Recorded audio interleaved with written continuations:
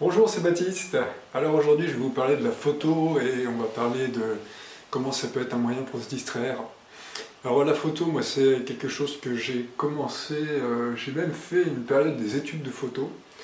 Et, euh, et puis c'est quelque chose que j'avais arrêté à un moment. Et puis j'ai repris la photo quand j'ai racheté simplement un appareil. J'avais revendu mon matériel et j'en ai racheté. Je suis resté plusieurs années sans faire de photos.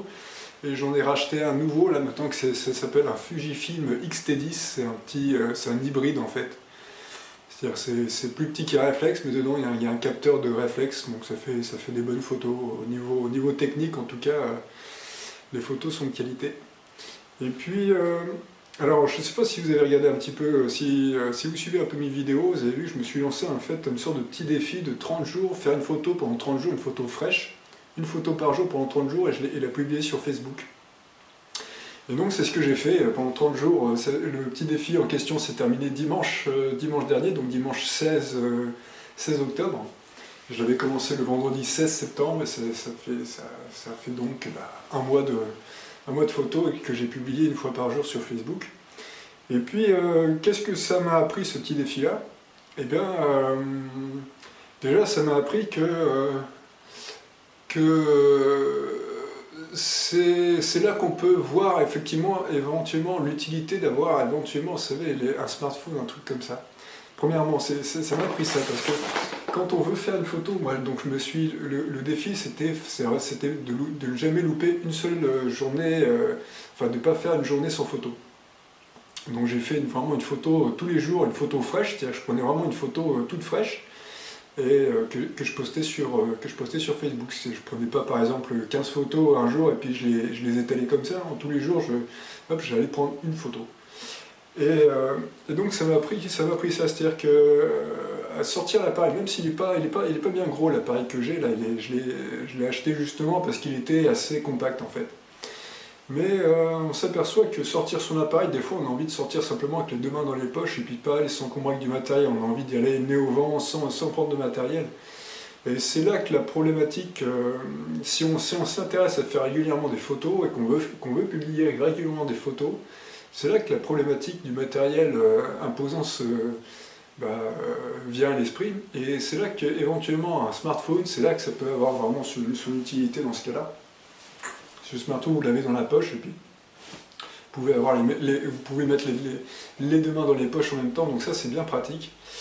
Et ça m'a appris ça, et une deuxième chose c'est que ça m'a appris en fait, c'est qu'on peut trouver un sujet, vous voyez, en fait il faudrait que je fasse toute une page en fait où on met les 30 photos. Mais si vous allez dérouler un peu mon fil Facebook, vous allez voir que pendant 30 jours, il y a une photo qui apparaît, c'est les photos qui ont été prises à Lyon. Et qu'au final, on arrive toujours à trouver quelque chose. Même si on reste dans un endroit, même si on reste dans la même ville, même si on n'est pas parti voyager à droite à gauche, on s'aperçoit qu'il y a toujours un sujet à faire. Notamment parce qu'il y a quelque chose dans l'architecture qui nous vient, on voit quelque chose, on voit des grandes lignes se dessiner, il y a ça fait certaines profondeurs, certaines choses. Alors, encore une fois, après il faut voir les photos, mais on trouve toujours quelque chose en fait, donc ça c'est intéressant. Et puis, et donc c'est ça, ouais, ça m'a pris ça. Et ça, c'est-à-dire que même si vous voulez on va dire sous la contrainte de faire une photo par jour, on trouve toujours une petite place pour exprimer un peu d'art en fait, c'est un peu ça le truc. Et donc j'ai jamais été en panne en fait, de faire des photos. J'ai jamais été en panne de sujet ou en panne de photos, il y a toujours quelque chose. Et au fur et à mesure, on s'aperçoit aussi. Alors c'est vrai que des photos, j'ai fait pas mal des photos, on voit des paysages, on voit aussi, parce que je passais régulièrement à côté, il y a un étang dans le coin là-bas, où ils ont reproduit tout un écosystème, et donc on voit il y a des hérons, il y a des ragondins, enfin il y a plein de trucs, et à prendre en photo, ça marche bien. Mais on s'aperçoit aussi je me suis aperçu aussi qu'un des grands sujets intéressants aussi, c'était de photographier les gens en fait. Ce que je faisais pas forcément beaucoup avant. Mais on s'aperçoit qu'en fait, quand on arrive même à côté on voit un beau paysage, quoi que ce soit, mais il y a certaines photos que j'ai prises du côté de Confluence, par exemple, ce qui est intéressant, c'est les gens. C'est-à-dire que c'était par exemple les photos dimanche, on voit les gens le dimanche qui sortent, et c'est ça qui est intéressant. Et donc ça apprend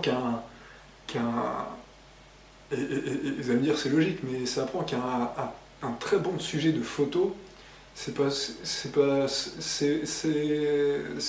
être vraiment que les gens en fait. Et donc ça c'est intéressant.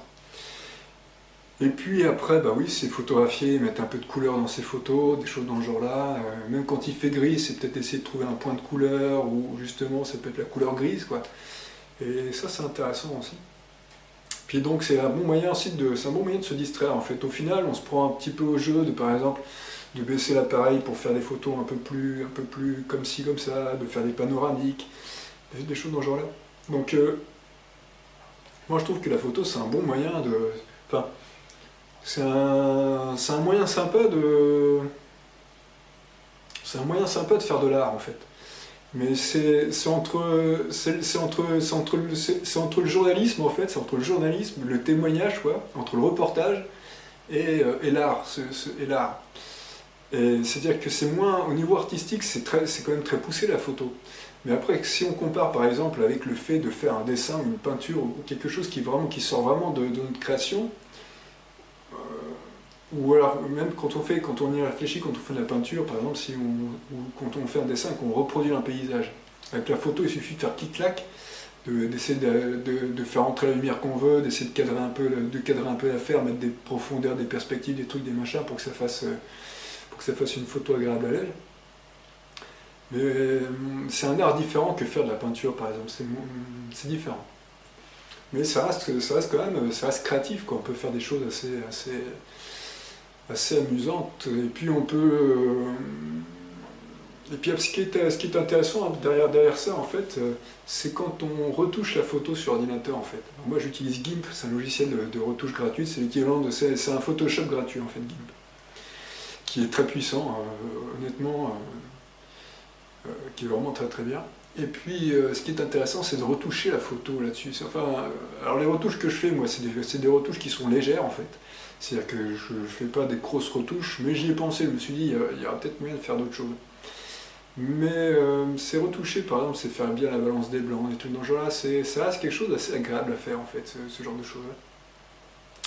Donc voilà, si vous n'avez jamais essayé la photo, c'est un bon moyen aussi de développer votre créativité, mais encore une fois, le problème, avant de vous lancer dans la photo, avant de vous dire que vous allez vous acheter un appareil ou dédié à ça, moi je trouve qu'en fait, il y a une phrase qui dit, je me demande si c'est pas Steve Jobs qui avait dit ça, qui avait dit que le meilleur appareil photo, c'est celui qu'on a toujours dans la poche.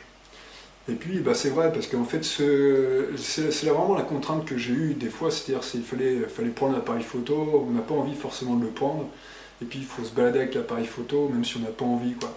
Alors que si vous avez un smartphone ou un petit appareil photo tout compact, eh bien, au moins c'est plus léger, c'est plus discret, et la photo sera... En fait, ce qui fait la photo, la qualité de la photo, c'est pas vraiment le côté technique. Ce qui fait le côté intéressant d'une photo, c'est pas son côté technique. Regardez, il y a plein de photos qui sont faites, on voit du grain. Des photos à l'argentique qui sont granuleuses. Là, je regardais un TEDx, un TED Talk, là, vous savez, sur Internet, c'était Salgado, qui est un grand photographe brésilien et qui montrait des photos. Et puis, il montrait ses photos, il exposait sur l'écran géant derrière ses photographies. Et puis, je me suis demandé, mais est-ce que c'est quoi? C'est de l'argentique ou du numérique qu'il nous a fait là? Parce qu'il y avait du grain, on voyait du grain, mais les photos en elles-mêmes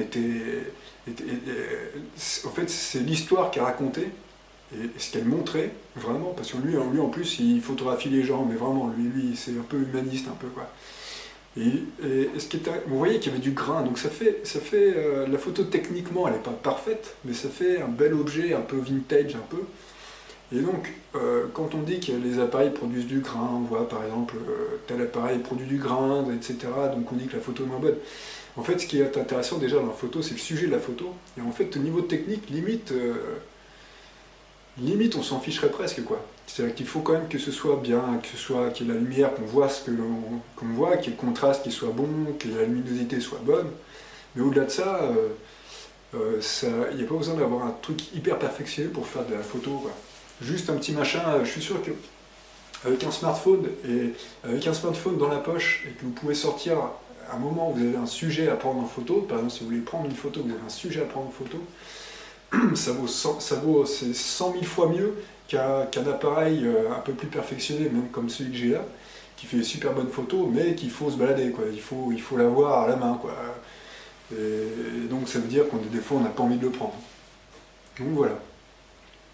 Eh bien écoutez, voilà, c'était une vidéo sur la photo.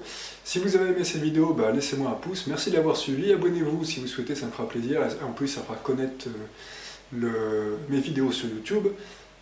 Et puis, bah, allez voir sur Facebook de temps en temps. Je vais peut-être, je ne sais pas si je vais continuer à faire une photo par jour, mais j'en posterai certainement une de temps en temps quand l'envie me prend.